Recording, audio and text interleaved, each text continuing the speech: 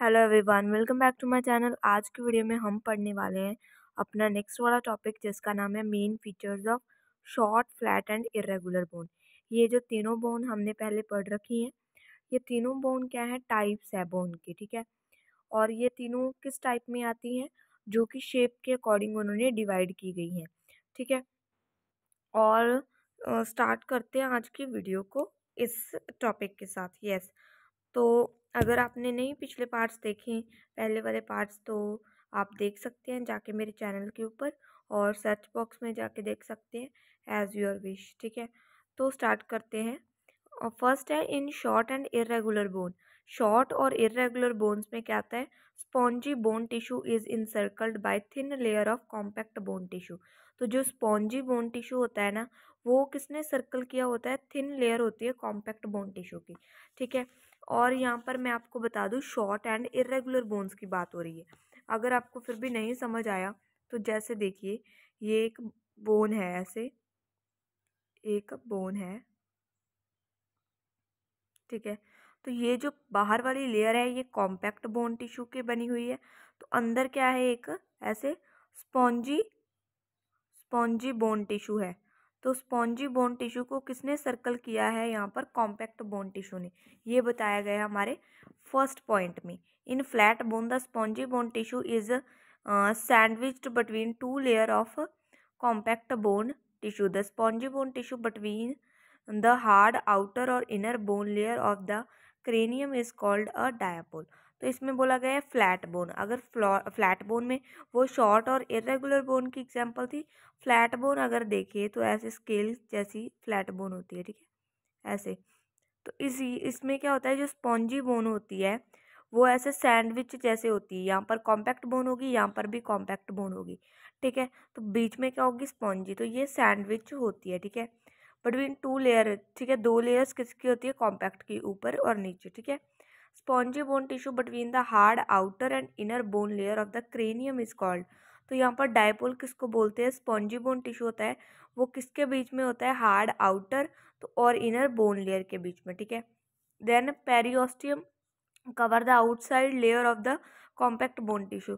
जो भी हमारा कॉम्पैक्ट बोन टिश्यू है, जो उसकी आउटर लेयर है, उसको हम क्या बोलते हैं, पेरियोस्टियम, ठीक है। तो इसको आउटसाइड से पेरियोस्टियम कवर करती है। एंड एंडोस्टियम क्या होता है, cover the trabeculae that present inside the bone. जो अंदर इसके टर्ब्यूक्लाई प्रेजेंट है, उसको कौन कवर करता है, एंडोस्टियम, स्टियम, ठीक है। इन सर्टन बोन्स, बोन जैसे कि रेब्स होगी, वर्टिब्रा होगी, हिप बोन होगी, हमारे स्टर्नम हो गया। The space between trabeculae contain red marrow. तो जो टर्ब्यूक्लाई में स्पेस होती है, उसमें कौन क्या पाया जाता है, red marrow, which is active in haematopoiesis. जब हिमेटोपोइसिस होती है, हिमेटोपोइसिस क्या होती है, प्रोडक्शन ऑफ ब्लड सेल्स। जब भी ब्लड सेल्स प्रोड्यूस होते हैं तब वो एक्टिव होती है, ठीक है। उसके बाद फिजियोलॉजी। फिजियोलॉजी क्या होता है, फंक्शंस। बोन के क्या क्या फंक्शंस है, पहले फर्स्ट फंक्शन बोन का है कि ये सपोर्ट प्रोवाइड करती है। सपोर्ट में क्या क्या आता है, the skeleton provide a structural framework for body. Body को एक स्ट्रक्चरल फ्रेमवर्क प्रोवाइड करता है bye supporting soft tissue and provide points of attachment for tendon of many skeleton. तो ये क्या करती है, सपोर्ट करती है जो सॉफ्ट टिश्यू होते हैं उनको, ठीक है। And provide a point of attachment. तो एक ये अटैचमेंट प्रोवाइड करती है टेंडेंस को, ठीक है, जो कि स्केलेटल मसल्स होते हैं, ठीक है। और उसके बाद स्केलेटन मेंटेन पोस्चर को भी मेंटेन करने में स्केलेटन हेल्प करता है, ठीक है। सेकंड इसका फंक्शन है प्रोटेक्शन। प्रोटेक्शन में क्या है, bone protect internal organ from injury. जो हमारे इंटरनल ऑर्गन्स होते हैं उनको इंजरी से प्रोटेक्ट करती है हमारी bones. The skeleton protect many vital organ. Skeleton protect करता है बहुत सारे वाइटल ऑर्गन्स को, जैसे स्कल प्रोटेक्ट ब्रेन। ब्रेन को कौन प्रोटेक्ट करता है, skull, eyes, middle and inner ear. The vertebrae protect the spinal cord. Vertebrae को कौन प्रोटेक्ट करता है, हमारी spinal cord, sorry spinal cord को वर्टिब्रे प्रोटेक्ट करता है, ठीक है। उसके बाद जैसे स्कल ब्रेन को प्रोटेक्ट करता है, वैसे ही वर्टिब्रे स्पाइनल कॉर्ड को प्रोटेक्ट करता है। Thorax protect the lung. जैसे आपको पता है लंग्स को कौन थॉरिक्स करता है, हार्ट भी थॉरिक्स के अंदर ही होता है ना। एंड मेजर ब्लड वेसल्स भी होती है, उन सभी को प्रोटेक्ट करता है थॉरिक्स। उसके बाद पेल्विस एंड स्पाइन करती है हमारे डाइजेस्टिव सिस्टम को प्रोटेक्ट एंड यूरोजेनिटल ऑर्गन्स को, ठीक है। उसके बाद मूवमेंट में भी हेल्प करता है स्केलेटल। स्केलेटल जो मसल होते हैं वो अटैच टू द बोन, जैसे मैंने पहले बताया था मसल्स किसके साथ अटैच होते हैं, बोन्स के साथ अटैच होते हैं, ठीक है।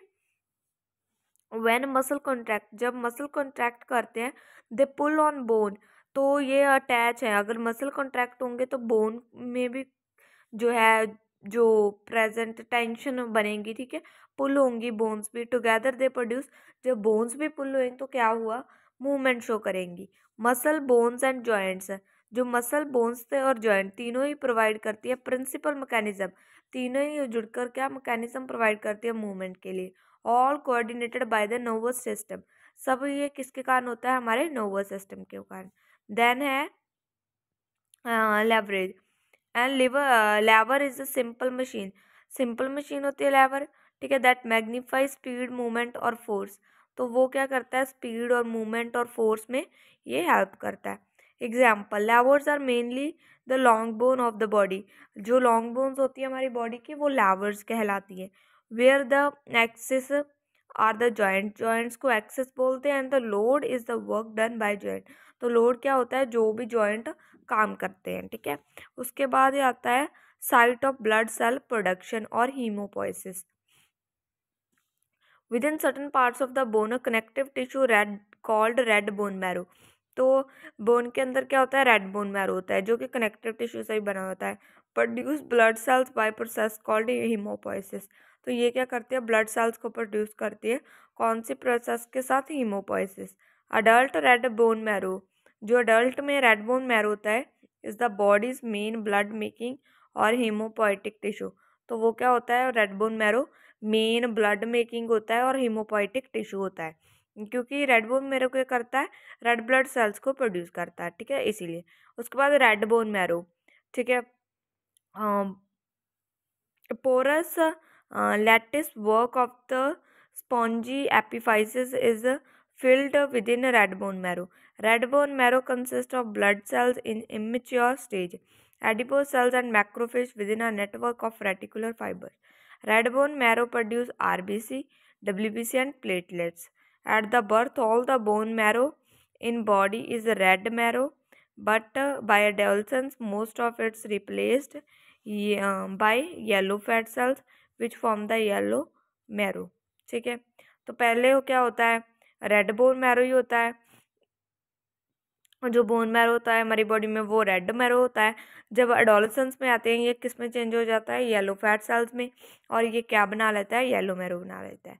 उसके बाद इसके 2 पॉइंट्स और हैं यहाँ पर। Although yellow marrow is not a active haemopoietic tissue, active नहीं रहता ये, it's a potential to become active under the stress, तो ये इसका जो पोटेंशियल है कब एक्टिव होता है, जब स्ट्रेस में हो और प्रोड्यूस करने हो RBC. In the adult red bone marrow जो रहता है, मैरो रहता है वो फाउंड होता है प्रॉक्सिमल एपिफाइसिस, ऊपर वाले हिस्सा जो बोन का रहता है वहाँ पर, लॉन्ग बोन्स में जैसे फ्यूमर में, फीमर भी बोलते हैं इसे, फीमर एंड ह्यूमरस में, humerus and in short bones में pelvis, vertebra, sternum and ribs and cranium. उसके बाद मिनरल हीमोस्टेसिस, हीम होम्योस्टेसिस, ये था हीमोपोइसिस, ठीक है यहाँ पर। तो यहाँ पर क्या है, होम्योस्टेसिस, तो ये होता है बोन टिश्यू स्टोर करते हैं बहुत सारे मिनरल्स को, जैसे कि कैल्शियम को, फॉस्फोरस को which contribute to the strength of, तो आपको पता है कि ज़्यादातर बोन्स में कैल्शियम होता है, वो स्ट्रेंथ प्रोवाइड करता है बोन्स को, इम्पॉर्टेंट होता है मसल्स कॉन्ट्रैक्शन में, ठीक है। अगर मसल कॉन्ट्रैक्ट करेंगे फिर बोन में मूवमेंट होगी, वो भी पुल होंगी, ठीक है, वो सभी इसमें। On demand bone release mineral into the blood, जब भी ज़रूरत पड़ती है तो बोन से ही देती है मिनरल ब्लड को, ठीक है। मेंटेन क्रिटिकल बैलेंस को मेंटेन करने में हेल्प करती है। Distribute them other part of the body, जो दूसरे पार्ट्स है बॉडी के उसमें भी डिस्ट्रीब्यूट करती है। Bone marrow can also store iron in the form of ferritin, ferritin क्या होता है, प्रोटीन आयरन कॉम्प्लेक्स होता है, तो बोन मैरो उसको स्टोर करके रखता है आयरन को, ठीक है, फेरेटिन फॉर्म में। Involve in the iron metabolism में भी इसका काम रहता है। उसके बाद stored energy, storage of energy, lipid store in cells of yellow bone marrow. जो येलो बोन मैरो होता है तो उनके सेल्स में लिपिड को स्टोर करके रखता है, ठीक है। येलो बोन मैरो में लिपिड्स पाए जाते हैं ज़्यादातर जो स्टोर रहते हैं, ठीक है। इम्पॉर्टेंट केमिकल उससे एक एनर्जी रिजर्वायर होते हैं, एनर्जी स्टोर की रहती है, ठीक है, लिपिड्स में।